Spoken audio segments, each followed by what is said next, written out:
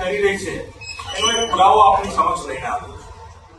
ગુજરાત રાજ્યના બોર્ડરના રાજસ્થાનને અડીને બે જિલ્લા સાબરકાંઠા અને અરાવલી, જેના સાતસા બંને જિલ્લા એટલે કે એના જેટલા કમ્યુનિટી સેન્ટર છે, મેઘરજ, બાયડ, માલપુર, મોડાસા, શામળાજી, ધનસુરા, ભિલોડા, કોશીના, પ્રાંતિ, તલોદ, વડાલી, હિંમતનગર, ખેડબ્રહ્મા, આ બધાના જે ગુજરાત ડાયાલિસિસ પ્રોગ્રામ હેઠળ, જીડીપી પ્રોગ્રામ હેઠળ જે ડાયાલિસિસ કરવાની જે સંસ્થાઓ હતી, જે ગુજરાત રાજ્યની સરકાર દ્વારા, ગુજરાતની હોસ્પિટલો દ્વારા કરવામાં આવતું હતું, એને ખાનગી સંસ્થાને ફાળવી.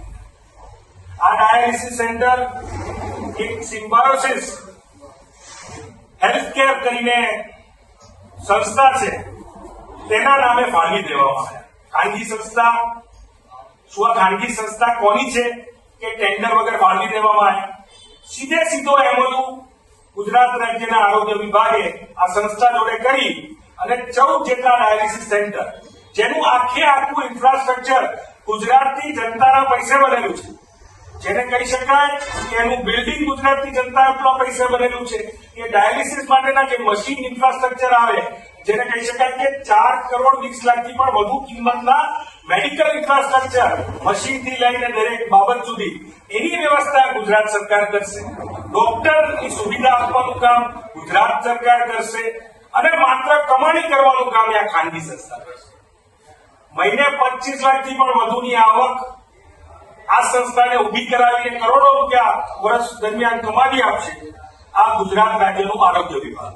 ગુજરાત રાજ્યના આરોગ્ય મંત્રીશ્રીને પૂછવું છે કે આ સિમ્બાયોસિસ હેલ્થકેર નામની સંસ્થા કોની છે કે તમે જેમાં એમઓયુ કરો છો એ એમઓયુમાં પૂરતું એડ્રેસ પણ નથી લખતા. સિમ્બાયોસિસ હેલ્થકેર ફાઉન્ડેશન નવરંગપુરા, આ ગુજરાતના લોકો એ સંસ્થાને શોધવા નવરંગપુરામાં ક્યાં ક્યાં પડે? સ્પષ્ટપણે બધું જ ઇન્ફ્રાસ્ટ્રક્ચર આપણા બધાના ટેક્સ મનીથી ઉભું થયેલું ઇન્ફ્રાસ્ટ્રક્ચર અને ખાનગી સંસ્થાને ફાળવી જે પ્રકારનો મોટો ભ્રષ્ટાચાર આરોગ્ય વિભાગ દ્વારા આચરવામાં આવ્યો છે તે સ્પષ્ટ દેખાઈ આવે છે. ક્લેરિટી જોડે આંકડા બોલે છે. મહિને ખાનગી જે સંસ્થાઓ છે અથવા પ્રાઇવેટ હોસ્પિટલો છે અથવા તો ટ્રસ્ટ સંચાલિત હોસ્પિટલો છે, એને 2200 રૂપિયા આપવામાં આવે છે. એમાંથી 300 રૂપિયા એ જે દર્દીઓ છે એને આવન જાવન માટે આપવામાં આવે છે અને 1900 રૂપિયામાં બધું ઇન્ફ્રાસ્ટ્રક્ચર થી લઈ, ડોક્ટર થી લઈ અને બધો જ ખર્ચ ખાનગી હોસ્પિટલો અને ટ્રસ્ટ સંચાલિત હોસ્પિટલો ઉપાડતી હોય છે.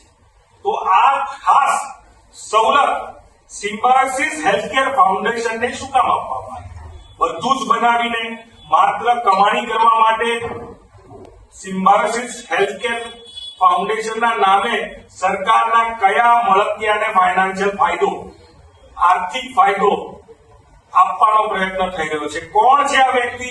સિમ્બાયોસિસ હેલ્થકેર ફાઉન્ડેશનનો માલિક કોણ છે એ તપાસનો વિષય છે. જો ગુજરાત રાજ્યના 2 જિલ્લા અરાવલી અને સાબરકાંઠા, આ 2 જિલ્લાના ડાયાલિસિસ સેન્ટરો જો ખાનગી સંસ્થાને આપેલા હશે તો મને માનવું છે કે તપાસનો વિષય છે કે ગુજરાત રાજ્યના છેવાડાના આવા અનેક જગ્યાએ આ પ્રકારના આર્થિક ગુના આચરાયેલા હશે. કોક ને કોક મળતિયાને ફાયદો અપાવવા માટે ક્યાંક ને ક્યાંક જે આરોગ્ય વિભાગમાં બેઠેલા લોકો છે, સંકળાયેલા લોકો છે, એ કોકને ફાયદો પહોંચાડી રહ્યા છે.